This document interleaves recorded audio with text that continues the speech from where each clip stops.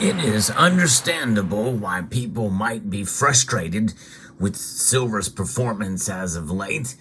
In the past couple of days, we have seen silver get smacked down hard. But in this video, we're going to talk about what could hurt it even more based off of what just happened. But gold is really the answer as to whether or not it will be affected as greatly as some people think. Let's explore.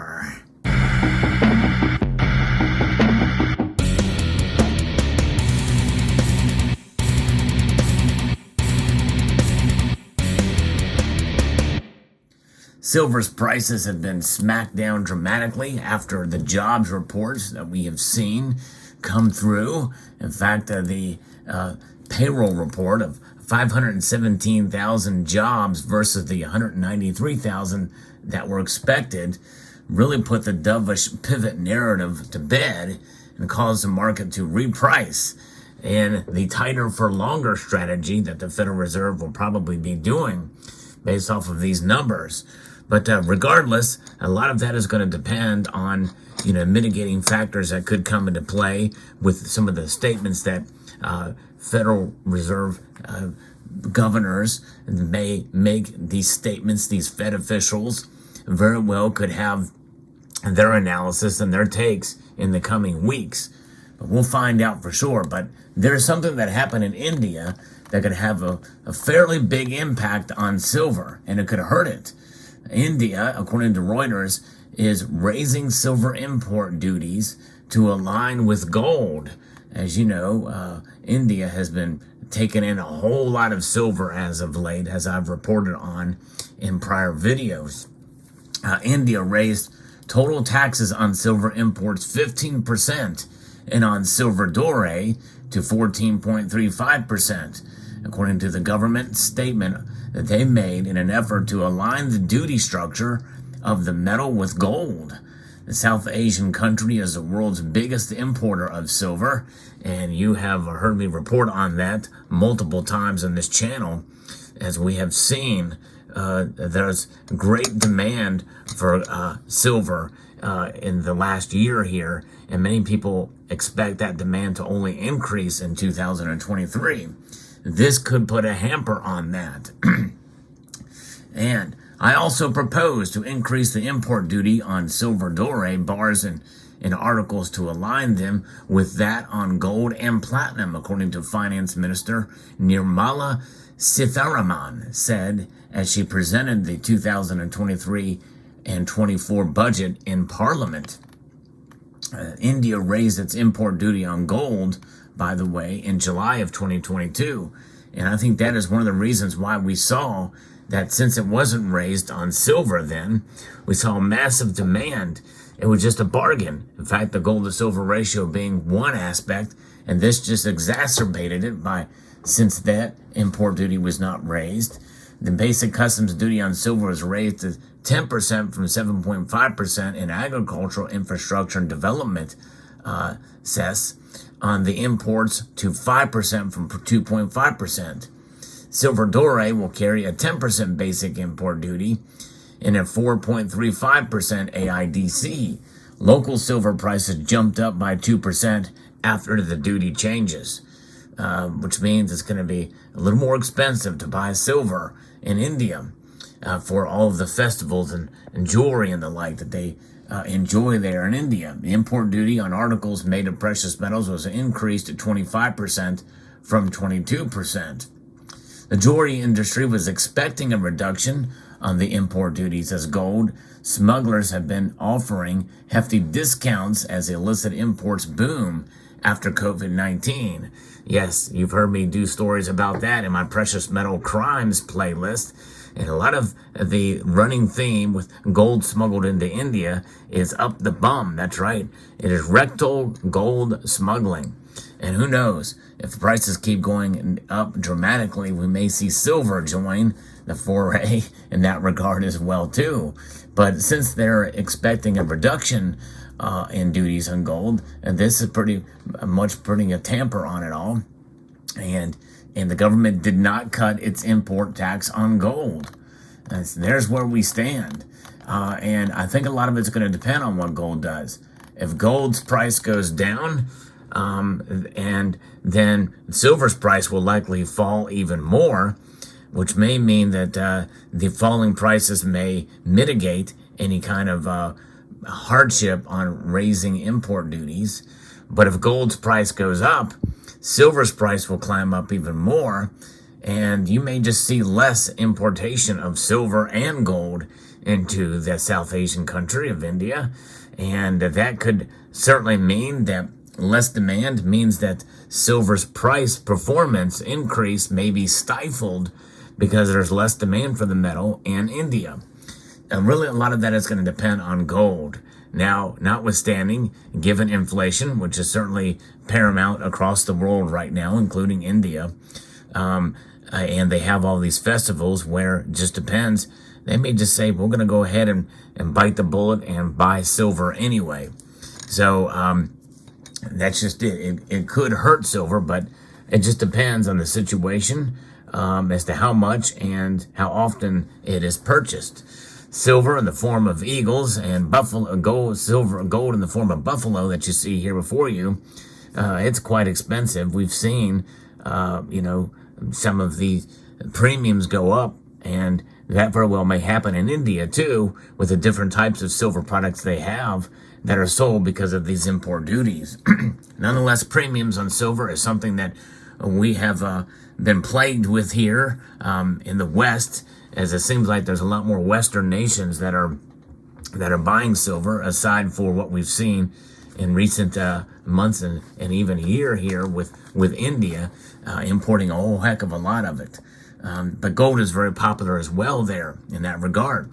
Silver comes in many different forms, as we know, jewelry, and be able to enjoy it in those regards is certainly the demand for that aspect of it is growing tremendously. I think that's most of what the Indian silver demand is in the area of jewelry and in even bullion form over there, which is kind of remarkable and amazing to see. Could that spread to other Eastern nations? China is not really known to be a consumer of a lot of gold or silver, as is the case with India. But here in the United States and in the West, we like our silver in a lot of different varieties. We can buy it in forms like this. We can buy bars, and bars of silver are quite popular right now because of the lower premiums. And here's an example of a very small little poured bar, which is not the smartest way to buy silver if you're just stacking the metal. But we like our different designs, and we like to be able to have pieces like this in our collection that we just enjoy, and that's just it, as part of a collection. And you don't see that as much in the East. Usually it's in jewelry, the form of jewelry and the like, but this is one way to be able to enjoy silver as a sort of a collector piece, or something that you just have in the stack to offset the monotony of just a bunch of eagles in this case, or privately issued rounds and the like. We also know that there is collector silver, high premium collector silver out there with great craftsmanship.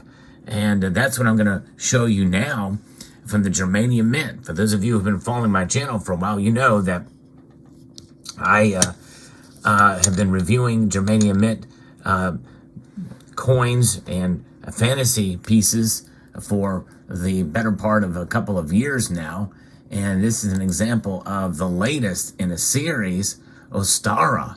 And this is a high relief piece here, and it is a beautifully done. It is what I refer to as a fantasy coin, because it has a denomination on it that does not exist anymore, but it is in relation to Germania, which is a region. But nonetheless, this is the Valkyrie series, the second in the Valkyrie series, and I love the packaging with this that they sent me here for review to show to you all. And this is one of those rare cases where this piece is available now, and I'm going to put a link in the description below to Germanium Mint's website for those of you who are interested in such a piece as this.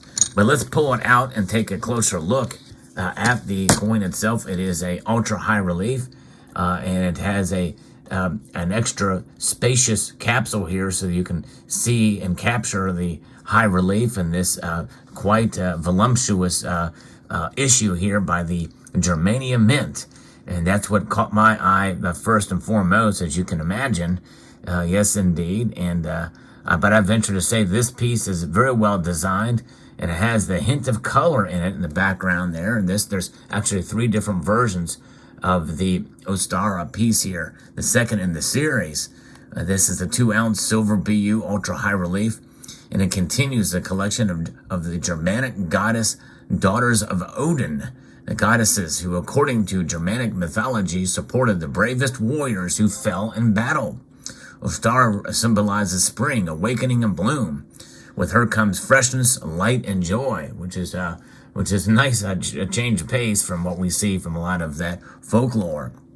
In the obverse here, we have Ostara, the goddess of the victory of life over death, is accompanied by a deer and a hare, symbols of fertility. Yes, indeed. According to beliefs, while walking in the snow, the Valkyrie found an injured bird and transformed it into a cold-resistant animal, a rabbit.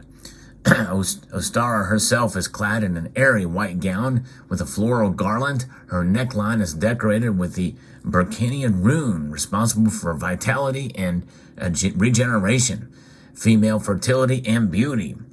And the reverse here, which we see here, is a consistent. I love how the Germania Mint is consistent with their designs throughout. And this represents the combination of the Germania Mint's characteristics, a bicephalic eagle with the goddess animals, a deer. The shield, and it includes the year of issue, metal alloy, and denomination. And this is a fantasy denomination, 10 mark, which used to be the denomination for Germany. Now the Germany uses the euro. But this is a very well done piece, and I love the antique finish along with the colorization on the obverse here, and it makes for a nice addition and a continuation of the collection of these pieces. This is a 45 millimeter diameter planchet. It is 3/9 fine silver, 2-ounce weight, very well done, and it is limited to 999 pieces here. And it is incredible. In fact, this issue is number 5, it appears to be here.